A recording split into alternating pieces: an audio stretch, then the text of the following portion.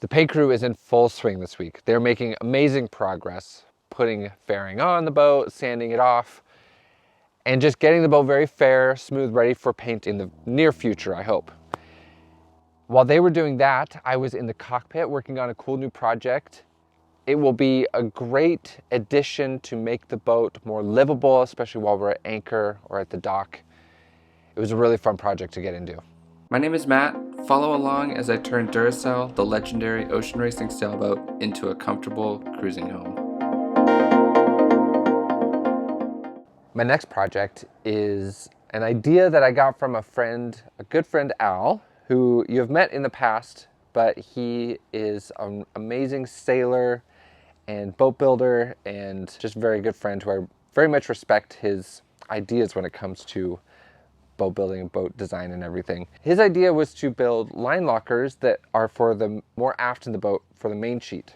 The whole purpose of this project is so that when the boat's at anchor, when we're at the dock, when the boat's not being used, we can store the lines, specifically the main sheet and the traveler lines, a couple other ones, away in a locker to keep the cockpit clean when we're not using the boat. So let's build a couple line lockers.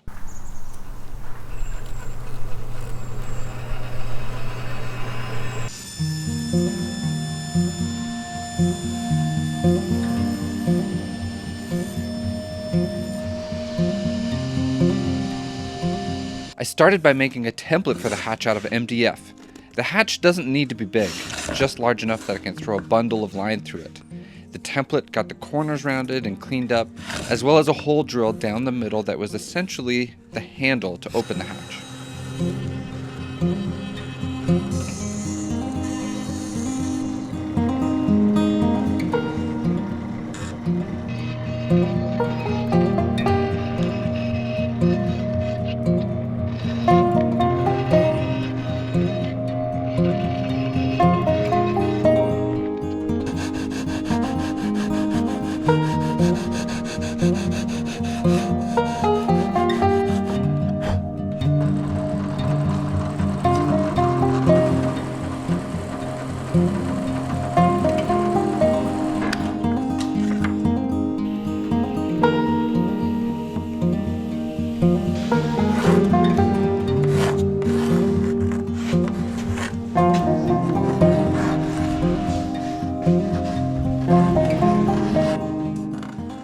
After I'd figured out where I wanted the hatch to go, I used the template to trace out the hatch onto the side decks.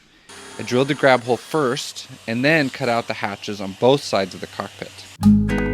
Got 3 more big holes, and I think these are the last big holes to cut. I don't believe you. Not for a second. He'll be cutting more holes.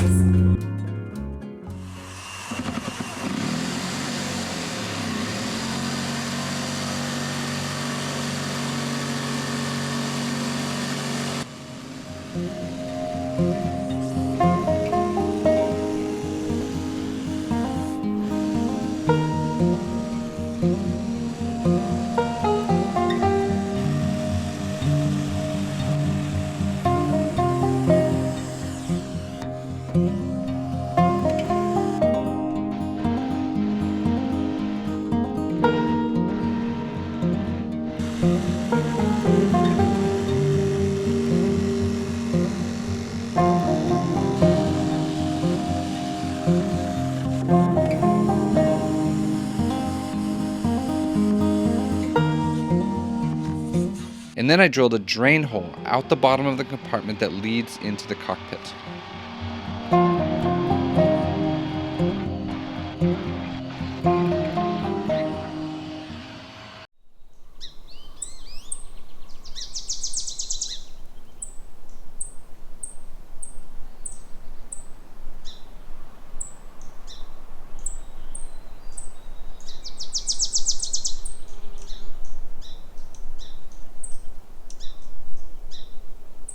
I've got my hole cut.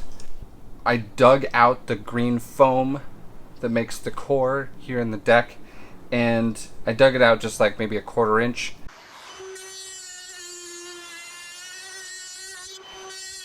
And I'm cutting a bunch of strips of fiberglass, and I'm gonna lay the fiberglass into the foam and then fill the rest of it with thickened epoxy so that it's nice and flat all the way around. And then later I'll go and just put a layer of glass around the perimeter of the hatch as well.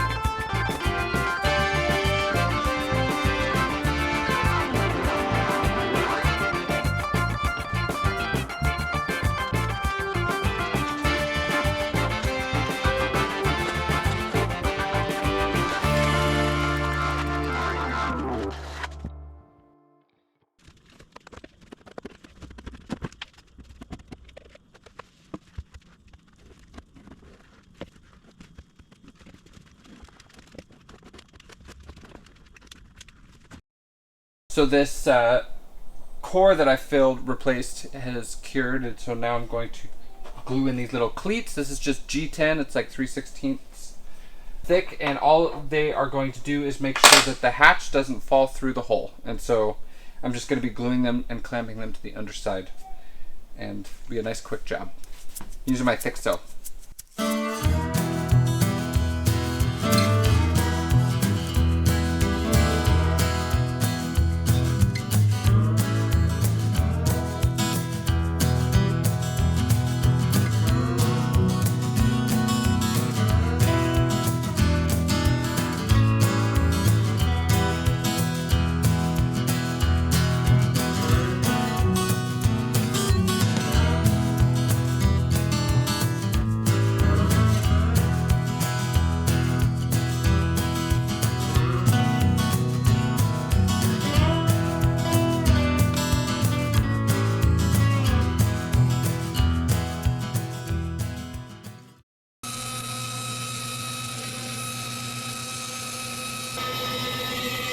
The lids need to be able to let the lines that they're storing through the hatch. So I'm cutting a slot on the side of the hatch wide enough for 3 or 4 lines to go through. Then I took the sanding blocks to them and cleaned up the edges to get ready for finishing.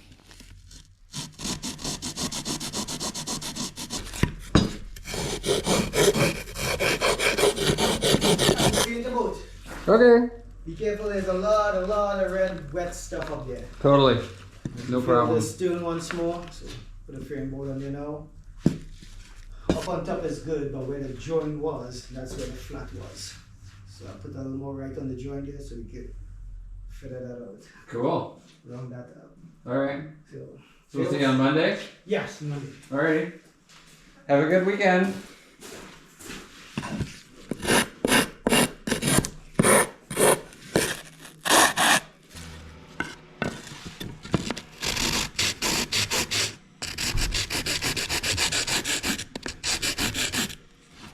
I just want to protect the foam edge on these, so I lubed up the foam with some thickened epoxy. I use thickened epoxy as opposed to neat because I believe that the thick will fill the porosity of the foam better, and it makes the surface more sticky than slippery, making it a lot easier to stick the dry fiberglass to the foam.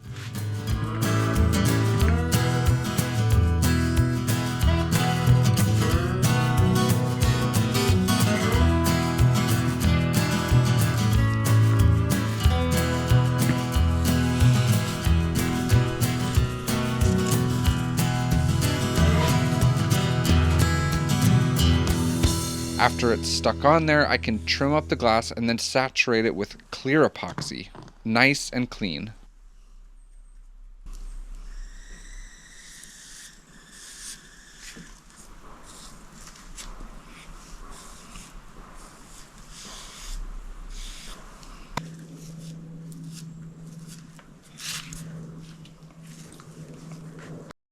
So I got my little line project done. I just wanted to demonstrate a little bit how I envision it being used. So this is where the helmsman will drive the boat from. The wheel is going to be right here, and the main sheet winch is going to be just aft, where you can easily control the main sheet, as well as the traveler, and even I envision one of the furling lines coming back right to this corner.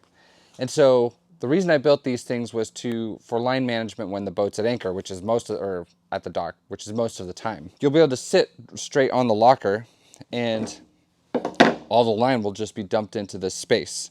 The reason that I built it right here was because there was this empty space right underneath the helm's seat, right next to where the winch is going to go. And so it was a perfect spot just to drop a bunch of line into.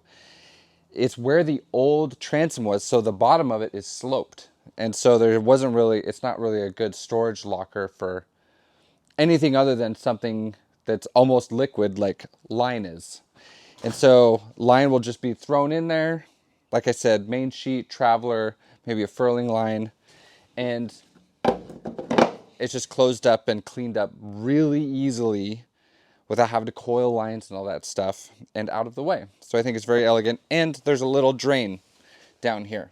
So any water that gets into the locker will just drain out into the cockpit. So I think it's very, very cool. My name is Juliet, and I'm a part of Smalls' finish work crew, and I've been doing this professionally for 6 years now. So what are you guys doing?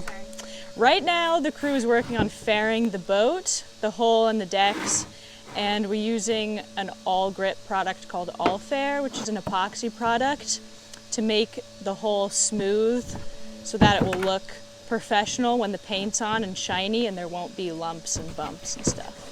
What is the ultimate goal of all this fairing?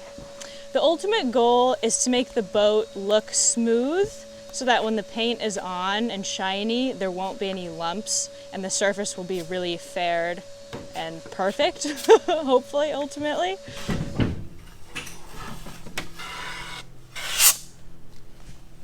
So clearly there's a lot of physical strength and stamina involved in this work, but there's also a lot of skill.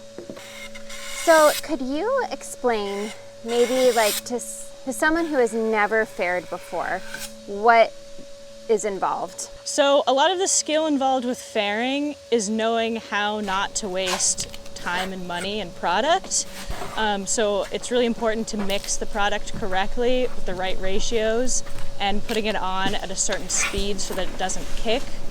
And then when sanding it with something flat like a longboard, you have to sand in X's like this, and not sanding too much product off to waste it, but also sanding enough so you're not leaving lumps and an unfaired surface.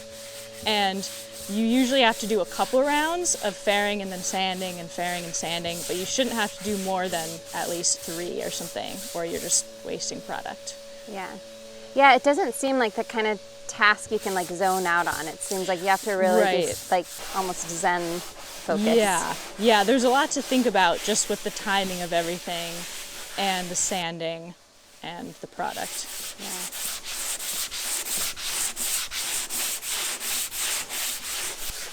Do you enjoy this work?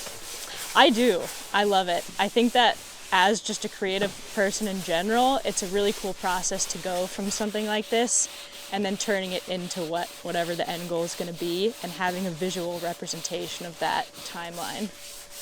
Very cool. Well, we are so appreciative of the work you guys are doing for us. Thank you. Yeah, it's fun. It's cool to have a project like this too. It's very different than our day-to-day in the boatyard scene. Yeah, usually you're in the boat haven in town. Yes, yeah. Yeah, now you're out here in the forest with us. It's lovely. Yeah.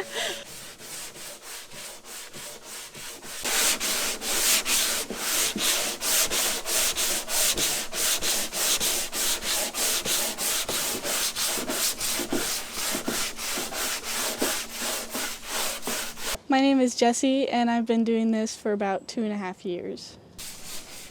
Do you enjoy this work? I do enjoy this a lot. It's one of my favorite things to do. What do you like about it? I really like sanding. My favorite part is the painting, of course, but a lot of prep comes with it. But yeah, I really enjoy painting.